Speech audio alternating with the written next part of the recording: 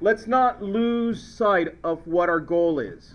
Our goal is to understand how electrons are arranged around the nucleus so that then we can predict how an atom is going to act by how it has these electrons arranged. Because remember, it is the electrons that give an atom what?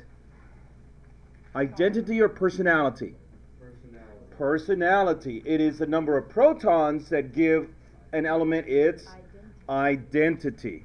Okay, so the first thing we looked at was the fact that electrons were really, really weird, and in some ways acted more like light than they did like particles. So we had to throw away our physics books. Our physics books are really good at explaining how large objects move through space. But something so infinitesimally small like an electron, nah. Newtonian physics did not work. So we had to create our own physics. Brand new physics to try to explain how these electrons were working. And what we came to realize is that electrons act a lot like light. So then we explored light on Monday and Tuesday. We tried to understand that light has a dual nature. It is both made up of particles and it's energy that's moving around in waves. So it's particles moving as waves. Yesterday we looked at all the different types of light that is a manifestation of these particles. So if these particles are moving in waves that are really close together, then we're talking about lights that are kind of dangerous, like X-rays or gamma rays or ultraviolet. If the waves that these particles are traveling in are really far apart, then we're talking about radio waves or microwaves. So now we need to come back and apply this back to the electron. Okay?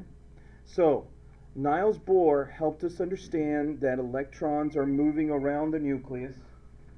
Hold on. Marina.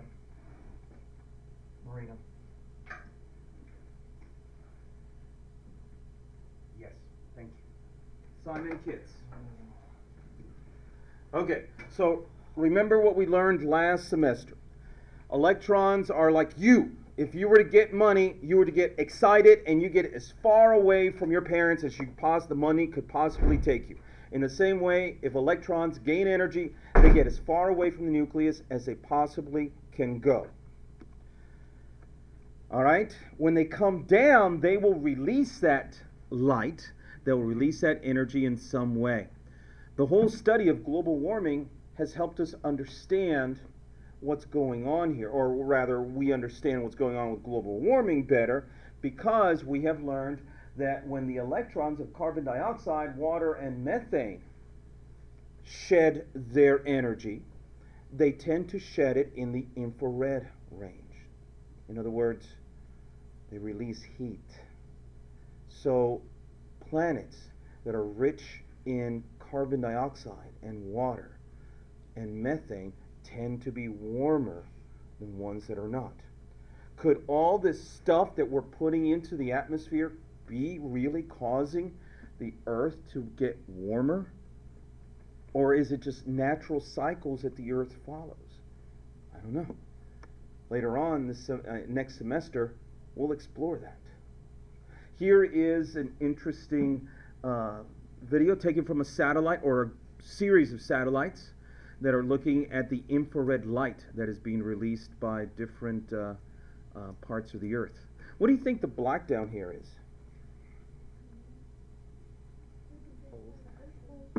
Actually, those are blind spots. Satellites just simply don't go down there because no one lives there. There's no use. I mean, you're not worried about anything. It is totally uninhabited areas. Okay, so what does this all have to do with the atom? Max Planck said that light was made up of particles. He was our first particle physicist. Okay?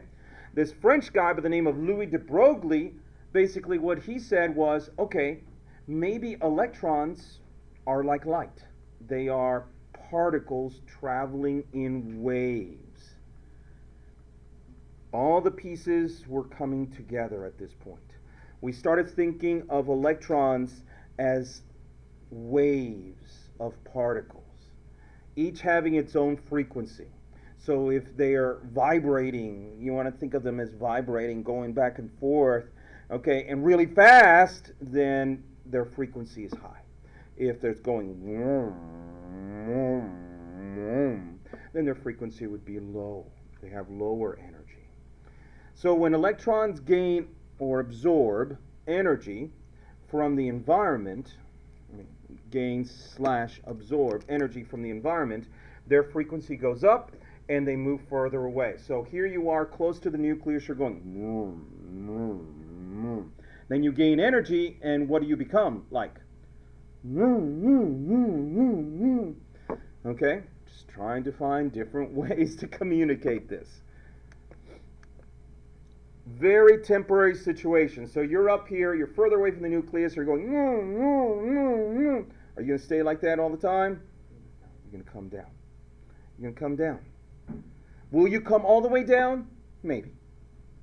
If you do, that's a big, giant step down. That's a big, giant step down. Okay? That giant step could represent a light that's beyond violet, maybe in the ultraviolet, or X-ray, or gamma. The bigger the jump down, the more on the high frequency, high energy side of the EM spectrum you will be. Okay? What we've discovered is, just like in our metaphor, these electrons more than likely will take multiple steps down. So using our illustration, this is like Natalie gaining $100. Now she's excited. We dump her off at Turkey Creek. How is she going to spend the money? Probably, if we study her, if we do this every weekend, we'll probably find that there is a predictable pattern to the way she spends the money. Right? In the same way, atoms' electrons tend to come back down to ground state in a predictable pattern. Why? We don't know. We don't know. But there is a predictable pattern to the way that these electrons lose their money, lose their energy. So we can get all four of these guys and spend a whole year giving them $100 every Friday night and dumping them off in Turkey Creek. Would you like that? Every Friday night, you get $100 and you get chauffeured to Turkey Creek. And we'll study the way that you spend the money.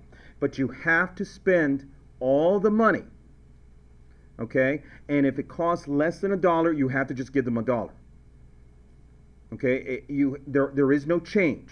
There is nothing less than $1. So if it costs $1.85, you have to give them $2. If it costs $1.25, you have to give them $2. What do you think over time we will learn after a year? Do they all have the same spending patterns? No. In the same way, if you were to get 4 different elements, we would find that they would emit different lights.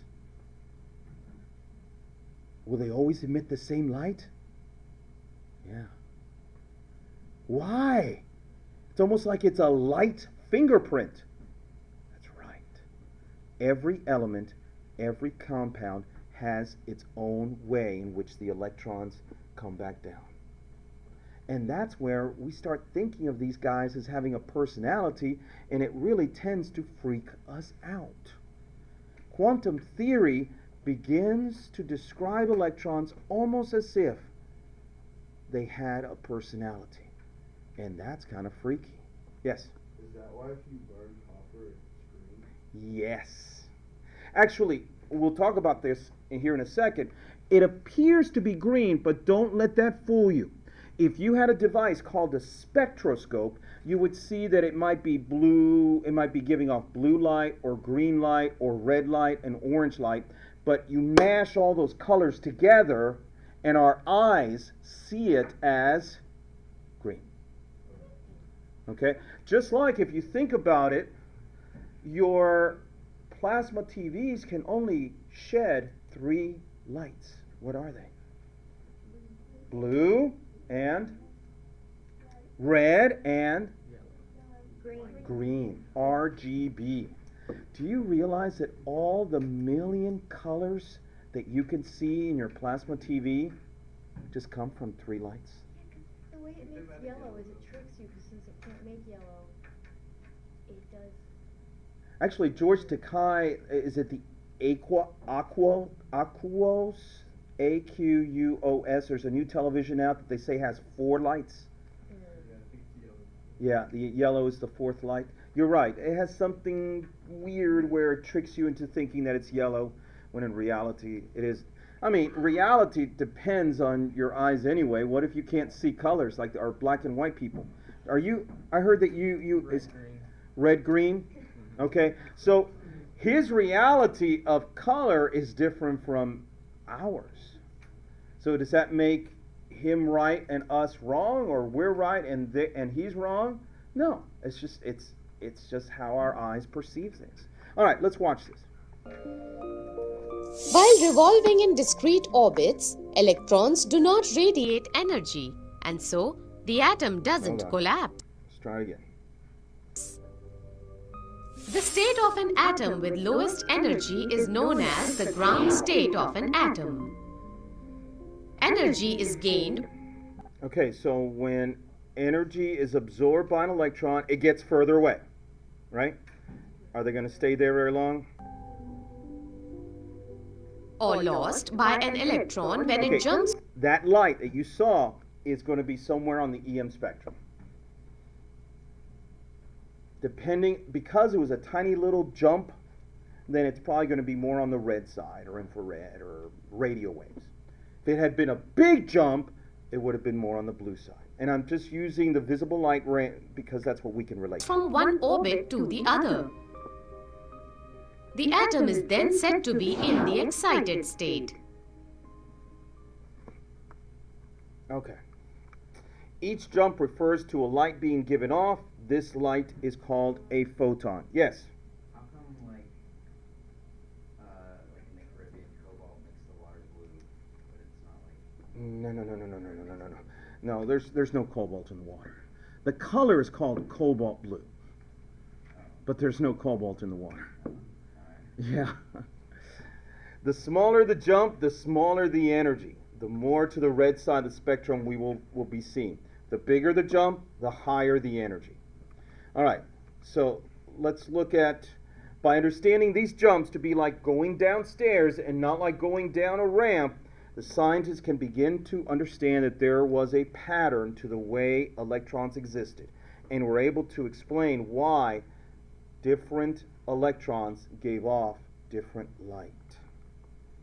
Electrons could shed energy in jumps of 1 or more steps, but the smallest step possible was the smallest step possible. There was nothing smaller. Just like I made you guys spend things in dollars. Okay, that's where we get the word quanta from. The smallest increment was a quanta. And that's where the word quantum comes from. Okay, so in our model, electrons don't slide down, giving off energy as it goes down. No, they take steps down. Okay, this could be red light emitted. If you take 2 steps, that could be orange. 3 steps, yellow. 4 steps down, 5, 6, 7. So, an electron, so this could be your spending pattern. Red, orange, violet. So, when you give off, what? That was yellow. No. Remember, 1 step is red. 3 steps is yellow. Right? 2 steps is orange. Okay, let's go through this again. 1 step is what color? Red. If you take 2 steps, it's what color? If you take 3 steps, 4 steps, 5 steps. 7 steps. Okay, so, all right, so, no, this is not the keys in a piano. It's how many steps you take. So, you took 2 steps. What color? Orange. Then you took 3 steps. Yellow. And then you took 1, 2, 3, 4, 5 steps. Is it blue? Blue. So what we would see, the lights that we would see being given off by her would be orange, yellow, and blue. Now what color does that make? I don't know. Okay, we would have to mash all those lights together and see what color it would make.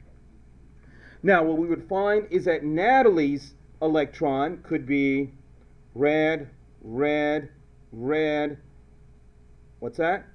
Orange, red, red, red. Okay, so what kind of light would Natalie be giving? Red light. Reddish orange, right? Mostly red. Okay, we study Lenoir. Violet, orange. So he could be giving off violet and orange color, so it'd be probably, he would emit a purple light. So what would happen if we were to blast him up into the atmosphere and then have him blow up? What would we see? Fireworks. Yes. What color fireworks? Purple. What would happen if we were to send Natalie up and blow her up in the atmosphere?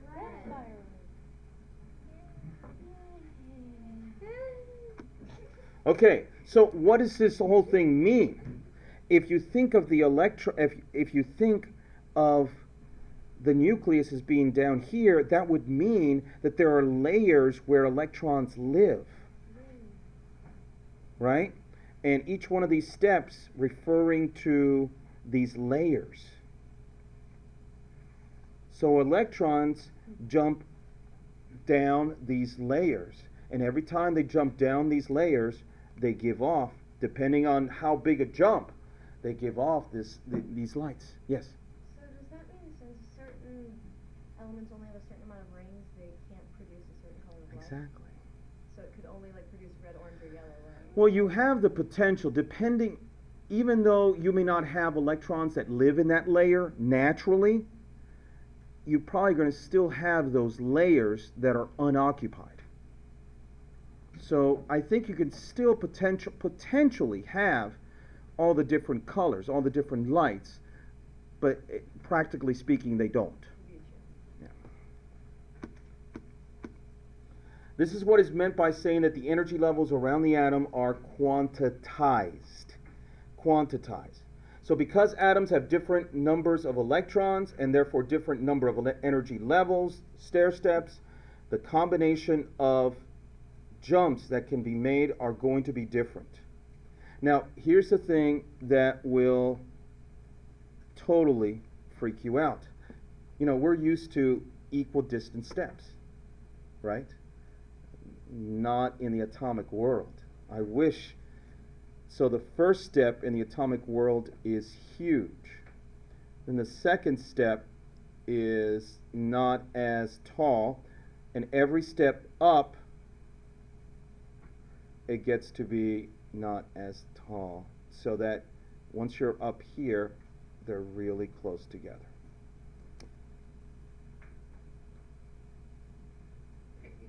So if you go from here down to here, it might be 5 steps, but really, how tall were they?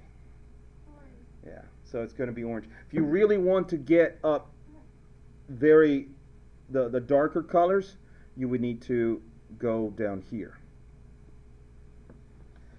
Pretty weird, pretty weird.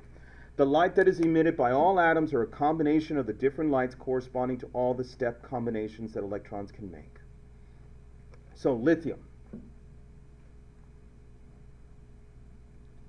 is going to take a tiny little step down. So what color? Red.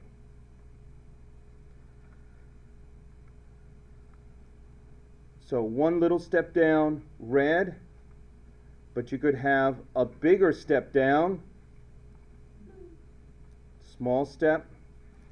So when this electron gets excited, it could jump up here and come down. If that is the case, it's red. Or it can jump up here and then come down. If that's the case, blue. So that one electron, your one electron, these are all the different ways in which it can spend money. So as you can see, every element could have different combinations of lights.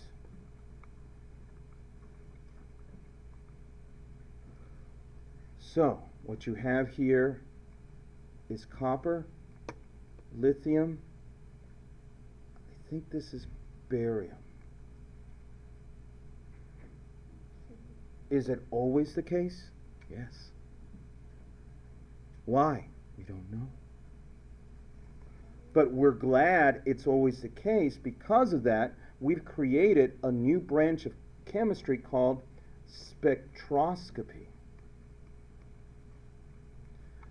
If there is a substance that you find that you want to know what it is, all you do is you take a small sample of it, dissolve it in a solvent, something that will dissolve it, inject it into a mass spectroscope, and it will convert it into a gas and watch the way that it emits light when it burns. So depending on the light that it emits, it can identify for you what it is. All the compounds, all the elements, we have identified what kind of light fingerprint it has.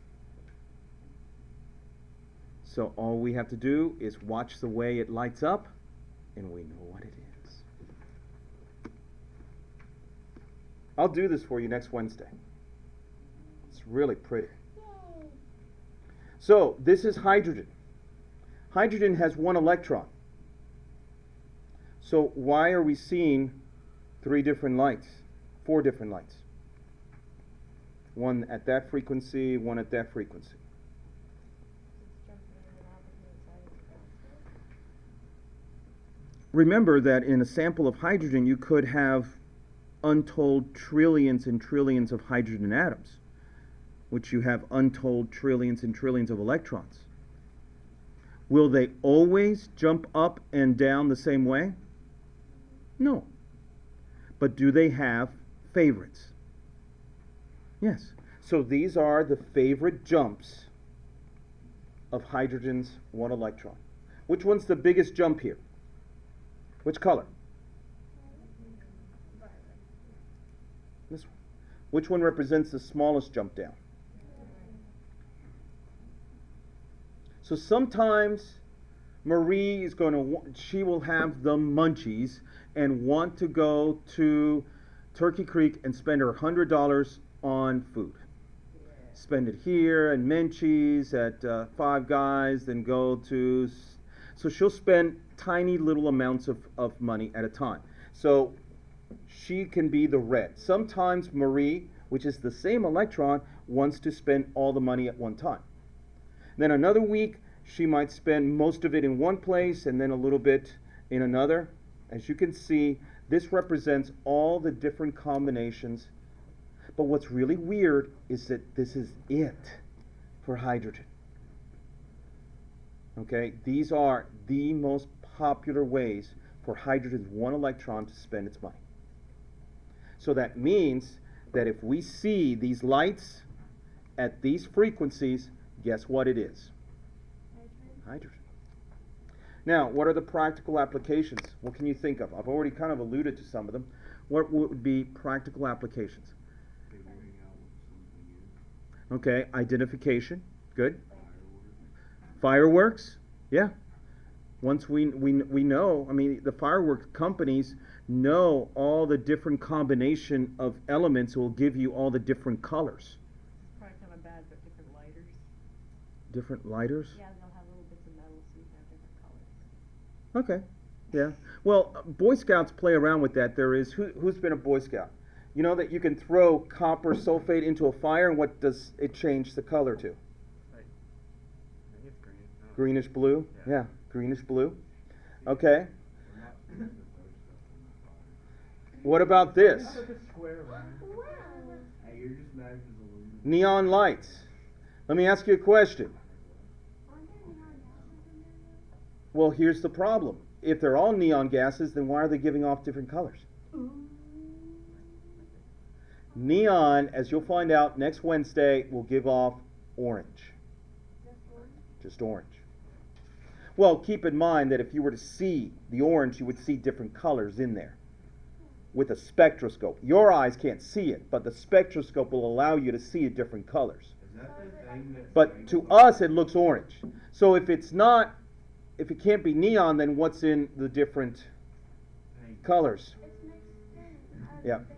No, because don't they paint the tubes? In some cases, they may use different kinds of phosphors, maybe, but most of the time they use different gases. So we call them all neon lights, when in reality, they're just using different gases to give us different colors. Okay?